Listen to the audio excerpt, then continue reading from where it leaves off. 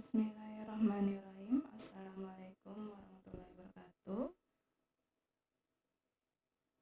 Perkenalkan, nama Ibu Nur Ayu Kurniasi. Ibu biasa dipanggil dengan Ibu Ayu.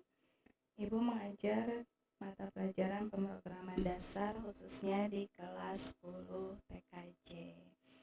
Salam kenal anak-anak Ibu.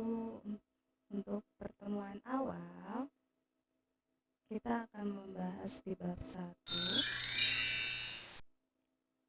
Ya, bab 1 tentang penerapan alur logika dan perangkat lunak bahasa pemrograman.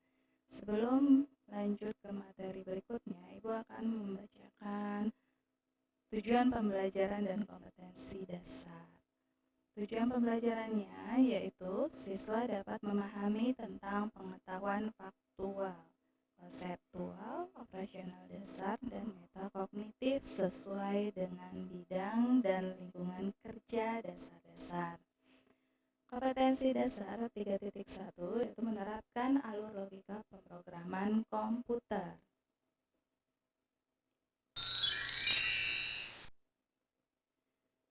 Ya, di sini ada peta konsep penerapan alur logika dan perangkat lunak bahasa pemrograman. Ada 2 bagian. Yang pertama alur pemrograman, yang kedua software bahasa pemrograman. Untuk pertemuan awal, Ibu mau membahas tentang alur pemrograman.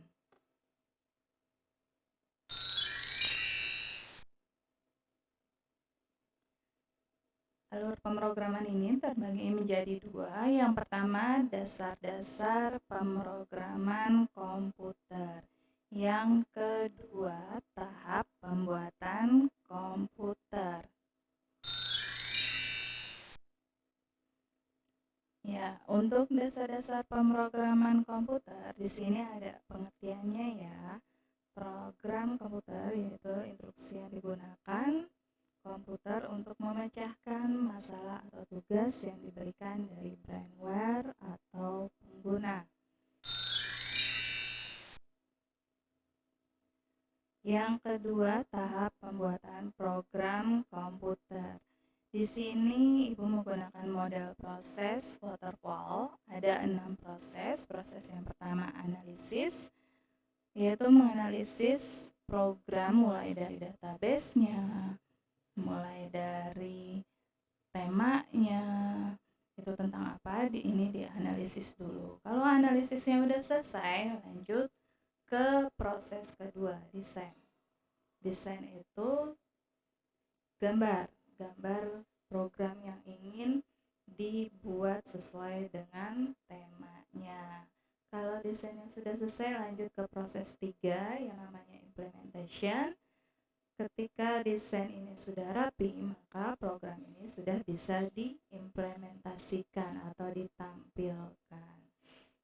Proses selanjutnya yaitu proses keempat yang dinamakan dengan testing. Testing itu uji coba atau pengkodingan, di mana program ini sudah diuji coba benar atau sudah bisa berjalan. Kalau sudah bisa berjalan, dia lanjut ke proses deployment. Deployment ini adalah peluncuran atau program sudah siap digunakan ya. Kalau sudah siap digunakan, maka dia ada maintenance-nya. Ini ada di proses ke-6.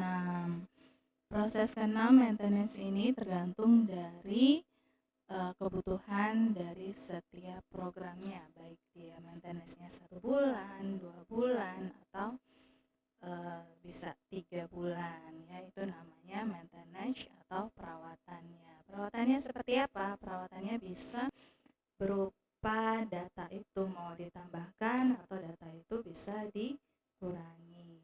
Itu sama aja dengan namanya update program.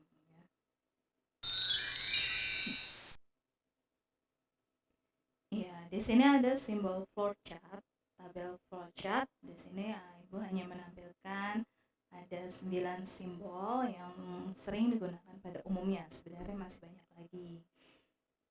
Untuk yang simbol pertama, di sini ada terminator. ini fungsinya untuk permulaan atau akhir dari program. Sedangkan simbol yang kedua ini adalah seperti panah, namanya ini garis alir ya, arah untuk menunjukkan alir programnya. Yang simbol ketiga namanya preparation, proses inisialisasi atau pemberian harga awal.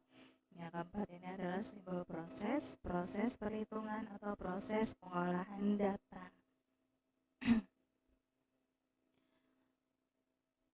Yang kelima, ini ada simbol input atau output data.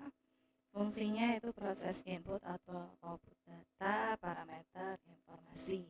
Sedangkan simbol yang berikutnya predefined proses atau subprogram. Permulaan subprogram atau proses menjalankan subprogramnya.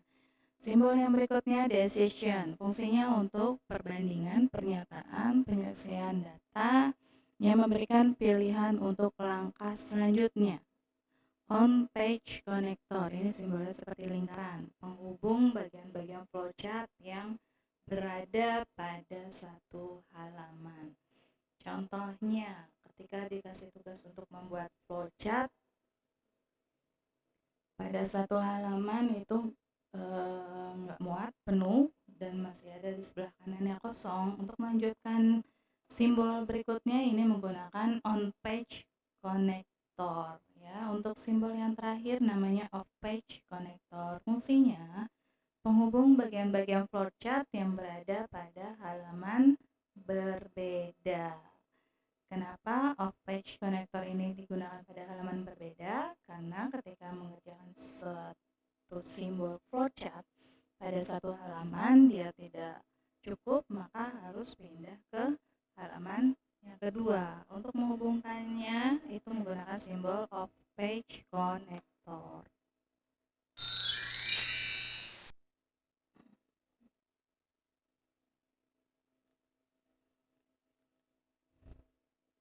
Ya, di sini ada contoh alur pemrograman ya. Di sini Ibu bikin 2 studi kasus. Yang satu menghitung luas persegi panjang, yang kedua di sini menghitung luas segitiga.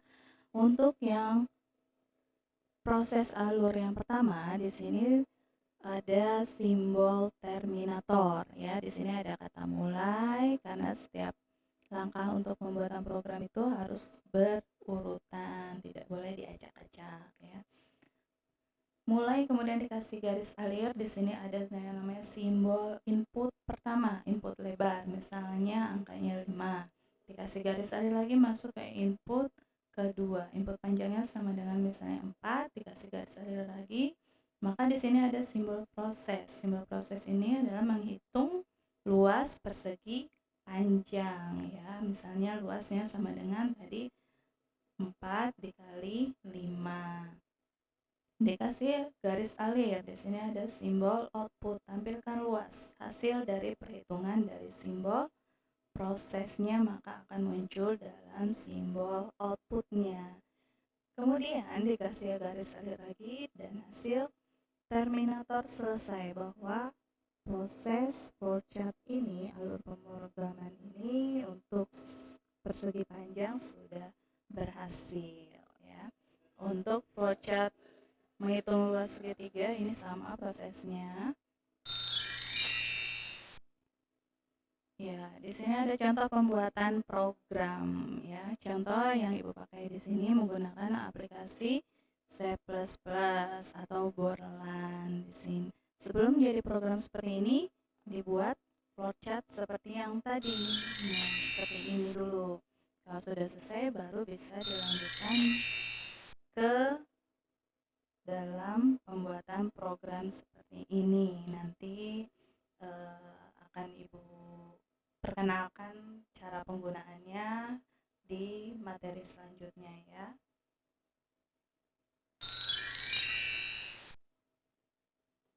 Ya, baik, itu aja yang Ibu sampaikan. Jika ada yang tidak paham bisa ditanyakan. Dan untuk absensi hari ini Ibu minta kalian ketik nama lengkap dan kelas di kolom komennya di video yang sudah Ibu share. Kemudian bagi yang tidak ada kuota atau tidak cukup kuotanya bisa konfirmasi ke wali kelasnya dan nanti akan Ibu berikan materi melalui wali kelas kalian masing-masing ya. Sekian dan terima kasih, sampai jumpa di pertemuan selanjutnya. Wassalamualaikum warahmatullahi wabarakatuh.